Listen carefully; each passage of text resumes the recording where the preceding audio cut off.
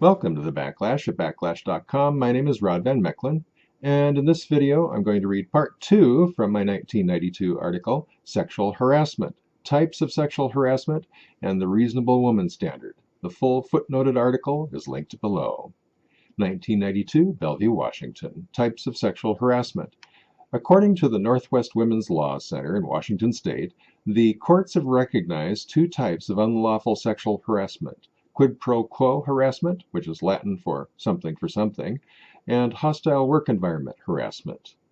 By the way, the last time I had to take a harassment training, there were a lot more than two types of sexual harassment, so it's gotten even more hypersensitive than it was 23 years ago. Beware. Continuing.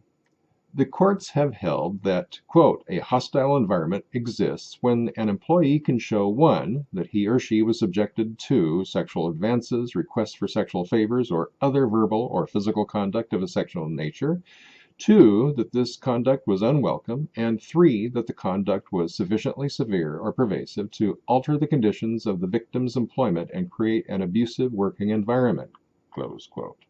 That was from Ellison versus Brady, 924 Federal Reporter, 2nd Series, pages 875 and 876.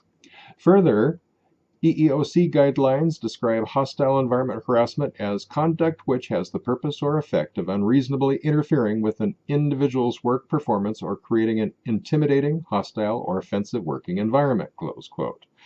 Again from Ellison versus Brady. This seems fairly straightforward, but the issues cloud when it comes time to define terms like unreasonable interference and intimidating, hostile, or offensive working environment. To deal with this, the Ninth Circuit Court of Appeals held that a hostile environment is in the eye of the beholder. For that reason, it is determined according to a subjective standard known as the Reasonable Woman Standard. The precedent-setting case of Ellison versus Brady established the Reasonable Woman Standard as the new standard for determining whether or not men have committed sexual harassment against women. Quote, in order to shield employers from having to accommodate the idiosyncratic concerns of the rare, hypersensitive employee, we hold that a female plaintiff states a prima facie case of hostile environment sexual harassment when she alleges conduct which a reasonable woman would consider sufficiently severe or pervasive to alter the conditions of employment and create an abusive work environment, close quote. Their reason? We realize, quoting again, we realize that there is a broad range of viewpoints among women as a group, but we believe that many women share common concerns which men do not necessarily share. For example, because women are disproportionately victims of rape and sexual assault, yeah, right, women have a stronger incentive to be concerned with sexual behavior. Women who are victims of mild forms of sexual harassment may understandably worry whether a harasser's conduct is merely a prelude to violent sexual assault. Men, who are rarely victims of sexual assault hogwash, may view sexual conduct in a vacuum without a full appreciation of the social setting or the underlying threat of violence that a woman may perceive, close quote.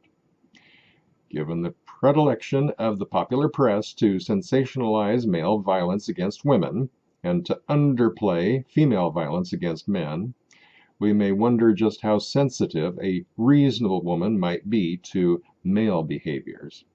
Oddly, however, the facts do not support the court's contention, as Tara Roth-Madden noted in Women versus Women.